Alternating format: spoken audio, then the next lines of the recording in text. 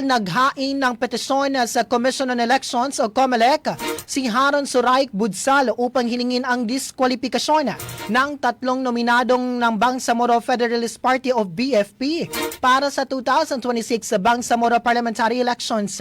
Kabilang sa mga pinapadiskwalipika sina BFP First nominee Suwaib L. Oranon, kasama sina Don S. Asnawi at Mohidin M. Usman.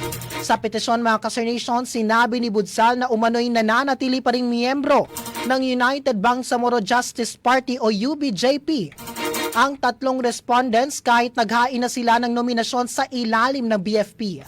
Ayon pa sa reklamo, posibleng lumabag umano ang mga ito sa probisyon ng Bangsamoro Electoral Code, kaugnay ng tinatawag na double membership o sabay na pagiging miyembro ng dalawang political party, gayon din sa pagbabawal sa pagpapalit ng partido 6 na buwan bago ang nominasyon. Iginiitin sa petisyon na walang umanong naipakitang formal na resignation ang tatlong respondents mula sa UBJP bago sila nanumpa bilang miyembro ng BFP. Sa ngayon, hinihintay pa ang magiging tugon ng mga posibleng respondents at ang aksyon ng COMELEC kaugnay sa nainihaing reklamo.